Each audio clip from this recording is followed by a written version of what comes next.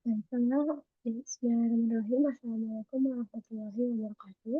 Perkenalkan, nama saya Magdalena Rizky dari program studi Pendidikan Ekonomi Universitas Negeri Jakarta yang akan mempresentasikan hasil dari penelitian saya untuk sidang skripsi nanti dengan judul pengaruh praktik berwirausahaan dan literasi keuangan terhadap potensi berwirausaha dengan mediasi edukasi diri dalam mata kuliah kewirausahaan digital pada mahasiswa Fakultas Ekonomi dan Bisnis Universitas Negeri Jakarta.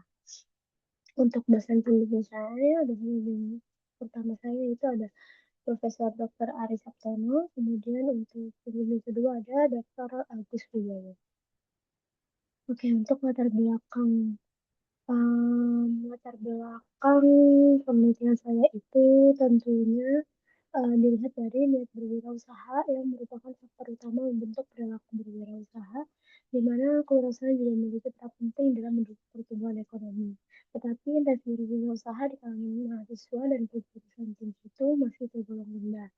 Nah, dapat dilihat dari bukti prasurvei yang sudah saya lakukan itu Fakultas Ekonomi dan Bisnis eh, di mana membekali mahasiswanya melalui mata kuliah kewirausahaan digital. Namun efektivitas kurikulum tersebut dan meningkatkan minat berwirausaha masih belum menunjukkan hasil yang konsisten.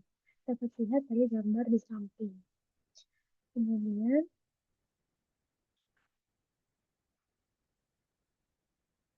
pernyataan masalahnya di sini ada bahwa hasil pada gambar pertama menunjukkan bahwa niat berwirausaha mahasiswa setelah lulus kuliah masih beragam dan mayoritas tidak setuju untuk berniat memulai usaha serius. Kemudian pada gambar kedua menunjukkan bahwa sebagian besar mahasiswa masih cenderung memilih pekerjaan tetap dibandingkan berwirausaha apabila keduanya memiliki kesempatan yang sama.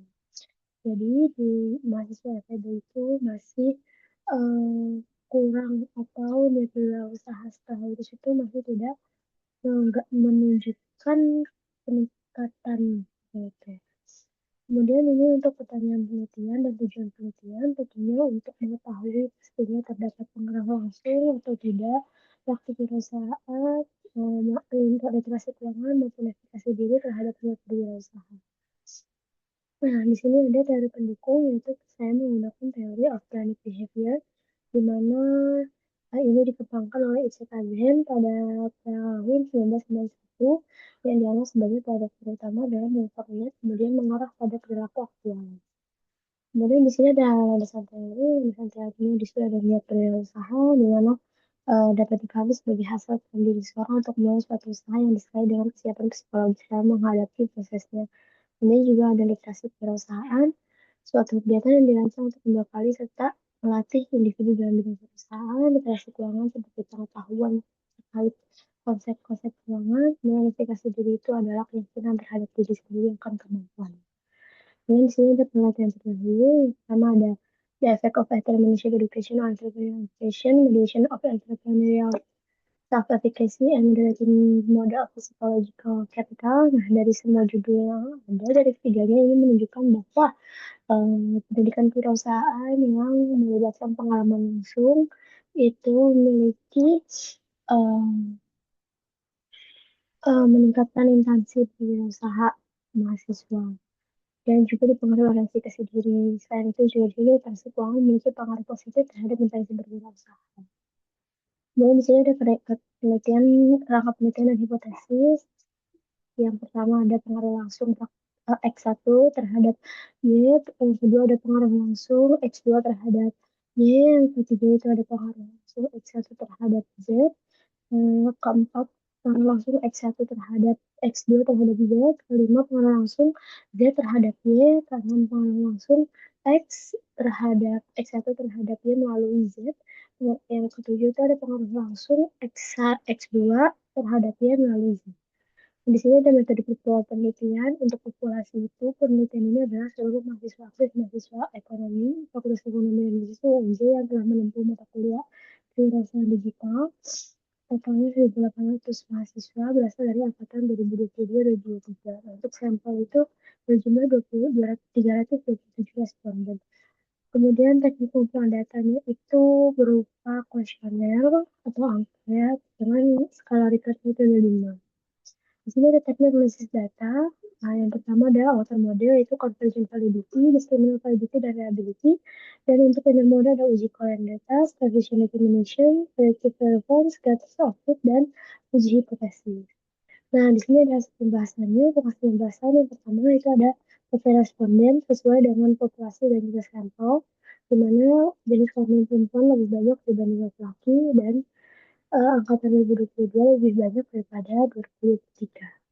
Ini ada analisis outer model. Nah, uh, untuk convergent validity pada penelitian ini, seluruh outer loading itu di atas 0,7 dan alpha seluruh variabel itu di atas 0,5.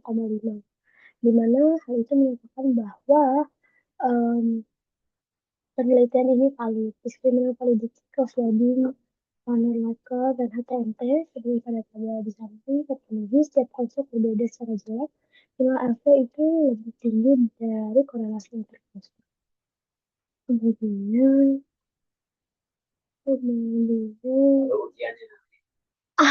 jangan, ayah tuh suka gangguin aku mulu. Males banget soalnya. Males banget orang ikut campur banget. Gak usah ikut campur. Terus ada analisis, kemudian ada analisis alter model, di sini ada reliabilitas, nilai converge alpha, reliability, dan juga keterangan, di mana semuanya itu di atas 0,7 dan semuanya itu instrumen dinyatakan reliable. Kemudian di sini ada analisis inner model, nilai FIV, di mana nilai kita di bawah 5, maka kemudian nilai bebas dari multikolinitas. Dan pada pertemuan ini, tabel samping yang ekspresinya itu seluruh jalur 1000 sampai 1208, di mana lebih kecil daripada 5 dan menyatakan bahwa tidak ada yang salah multikolonialitas. Kemudian untuk dengan R square, di sini pada penelitian ini R square itu untuk Y lemah dan Z itu lemah, di mana menyatakan bahwa X1 dan X2 baru menjelaskan sebagian kecil dari variasi Y ataupun Z. Kemudian untuk nilai F square, F square itu tabel di sini dan juga di penelitian ini F square itu X1 terhadap Z dan X2 terhadap Z itu 0,15, efeknya itu sedang dan terbesar, kemudian X1 terhadap Y itu 0,012, efeknya itu sangat kecil, X2 terhadap Y itu 0,044 kecil, dan Z terhadap Y itu efeknya 0,062 kecil. Ini adalah pembahasan yang modal, ada Q-square terhadap nilai seperti dalam tabel di samping. Q-square itu untuk variabel Z 0,255 dan variabel Y 0,130. Artinya model memiliki relasi prediktif yang cukup baik. Kemudian untuk nilai RMR itu 0, pada tabel di samping nilainya itu 0,051, di mana lebih kecil daripada 0,08. Model artinya model struktural pada penelitian ini memiliki tingkat kecocokan yang baik dengan data akurasi. Di sini ada hipotesis, di sini ada koefisien, ada nilai tes statistik dan juga p-value. Di sini juga ada spesifik unit effect, ada tes statistik yang p-value. Nah, untuk hasilnya yaitu hipotesisnya.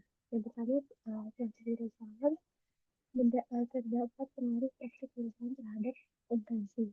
Tapi dari hasil penelitian ini tidak signifikan, di mana hipotesis itu ditolak. Kemudian untuk hipotesis 2, literasi terhadap intensi, signifikan dan positif, maka diterima.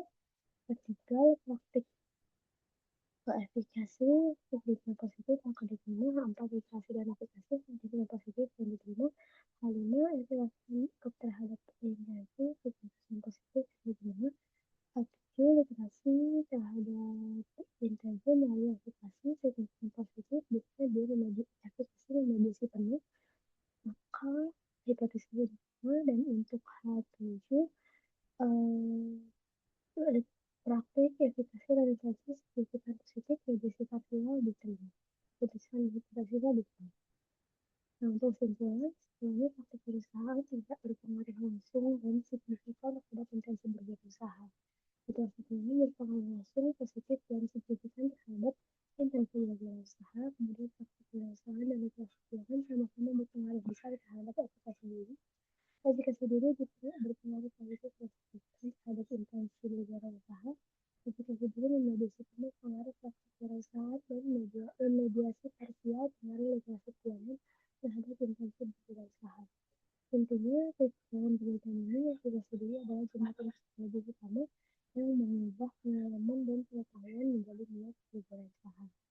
Sekian penjelasan dari saya.